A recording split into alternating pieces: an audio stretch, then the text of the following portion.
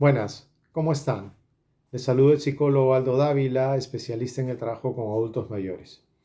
El día de hoy me permito conversar con ustedes sobre un tema muy importante, el miedo al futuro que tienen los adultos mayores. Todos nosotros tenemos un adulto mayor cerca, nuestro padre, nuestra madre, algún abuelo, algún tío que ha sido parte de nuestra historia de vida. Los adultos mayores, como todos nosotros, han estado en esta cuarentena cumpliéndola firmemente. En un primer momento nos confinamos todos en nuestros hogares, primero para no ser contagiados. Y al ser ellos una población vulnerable, tomamos todas las medidas para que no se contagien. Porque si se contagiaban, obviamente se enfermaban y al enfermarse podría agravarse la situación. Y las familias tomaron todas las precauciones del caso. Esto tuvo un impacto psicológico en los adultos mayores porque de un momento a otro su vida cambió, como la de todos, pero la vida de ellos, de salir, de socializar, de ir a comprar, de reunirse con las amigas o amigos, de ir a los centros de adulto mayor, de visitar a familiares, cambió. Y en un primer momento a todos nos tomó de sorpresa. Esto fue una sorpresa. No nos prepararon para esto, pero acatamos. Pero después de esa sorpresa inicial en la cual nos dicen que tenemos que estar en nuestras casas por un tiempo, antes de que termine nos dicen, todavía no, la situación no está bien y les pedimos que se queden en las casas y ahí los adultos mayores pasan de la sorpresa a la incertidumbre. ¿Volveré a recuperar mi vida? ¿Volveré a ver a mis amigos, a mis amigas, a mis familias, a mis nietos? Pero esta situación, las familias empezaron a trabajarlas y empezaron a partir de eso a reunirse con sus adultos mayores, a decirles qué es lo que estaba sucediendo, a explicarles la situación real, a empezar a regular qué es lo que estaban viendo y oyendo, a canalizar bien las llamadas telefónicas que en muchos casos lo que hacían era ahondar en esa situación de incertidumbre. Pasado ese momento, vino otro momento más en el cual nos dicen tienes que quedarte más tiempo y de la incertidumbre pasamos a la impotencia de no poder salir, de no recuperar las vidas y es ahí donde empiezan a presentarse ya signos de ansiedad, de depresión, de desesperación en los adultos mayores. Y las familias, ya del primer momento, después de haber conversado con ellos, de haberles explicado, empiezan a tomar decisiones, empiezan a incorporarlos en las actividades, a hacer un acompañamiento mucho más cercano, a conversar constantemente con ellos, a involucrarlo en las actividades que hacían, en los karaokes familiares, en hacer una comida, en los almuerzos, ya no se tocaba el tema. Entonces las familias empezaron a buscar los mecanismos para bajar esos niveles de ansiedad, de depresión, de tristeza, pero principalmente de impotencia.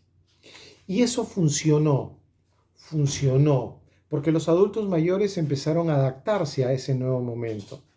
Entendieron, comprendieron, empezaron a acercarse a la tecnología. Muchas familias empezaron a acercarlos a las videollamadas por cualquiera de las plataformas. Empezaron a enseñarles el uso del celular, a entrar a YouTube, a poder ver películas, a poder incorporarlos a cursos por computadoras y los adultos mayores se fueron incorporando. Pero conforme fue pasando el tiempo, también ellos se hacían una pregunta. Yo he tenido la oportunidad de conversar con muchos de ellos y me decían, ¿recuperaré mi vida de nuevo?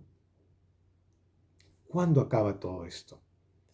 Y ahí es donde las familias y muchos profesionales y muchas instituciones empezamos a mandar mensajes de esperanza, de fe y optimismo que hay que mantenerlos. Y, y funcionaron, acompañaron este momento y resultó bien. Los adultos mayores lograron poder adaptarse a esta nueva normalidad, como se le llama.